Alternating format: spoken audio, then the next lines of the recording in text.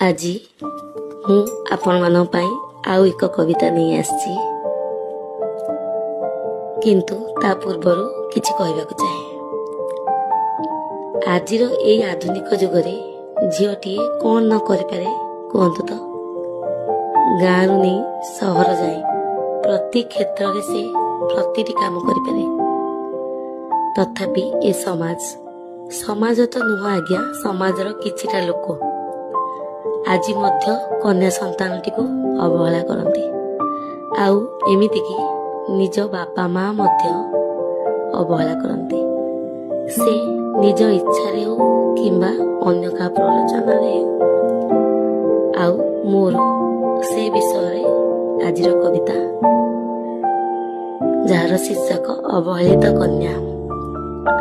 ଭଲ ଲାଗିଲେ like, share ଆଉ କମେଣ୍ଟ କରିବେ। ଶୁଣିବା। ହେ ମା ତୁମେ କେଡ଼େ ନିରିଦୟ, ହେ ମା ତୁମେ କେଡ଼େ ନିରିଦୟ, କରୁଅଛ ମତେ ଘୃଣା। ହେ ମା ତୁମେ କେଡ଼େ ନିରିଦୟ, କରୁଅଛ ମତେ ଘୃଣା। ଝିଅଟିଏ ବୋଲି ଜନ୍ମ ଦେଇ ମତେ, ଝିଅଟିଏ ବୋଲି ଜନ୍ମ ଦେଇ ମତେ କର ପୁଣି ମନଉଣା। ହେ ମା ତୁମେ କେଡ଼େ ନିରିଦୟ, କରୁଅଛ ମତେ ଘୃଣା।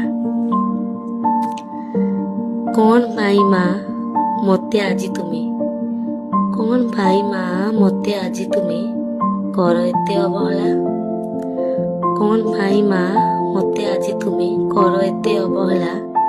ଗର୍ଭରେ ଧରିଛ କଷ୍ଟ ବି ସହିଛ, ଗର୍ଭରେ ଧରିଛ ଆଉ କଷ୍ଟ ବି ସହିଛ, ହେଲେ ବୁଝିଲନି ମୋ ଯନ୍ତ୍ରଣା, ହେଲେ ବୁଝିଲନି ମୋ ଯନ୍ତ୍ରଣା।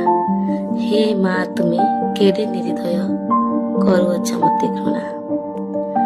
କହିବ କି ମା ମୋ ଦେହ ରକ୍ତ, ରକ୍ତ କି ତୁମରି ନୁହେଁ? କହିବ କି ମା ମୋ ଦେହ ରକ୍ତ, ରକ୍ତ କି ତୁମରି ନୁହେଁ? ଜାତ ହୋଇଅଛି ରକ୍ତ ତୁମର, ହେଲେ ମୁଁ ତୁମର ନୁହେଁ। ଜାତ ହୋଇଅଛି ରକ୍ତ ତୁମର, ହେଲେ ମୁଁ ତୁମର ନୁହେଁ, ହେଲେ ମୁଁ ତୁମର ନୁହେଁ।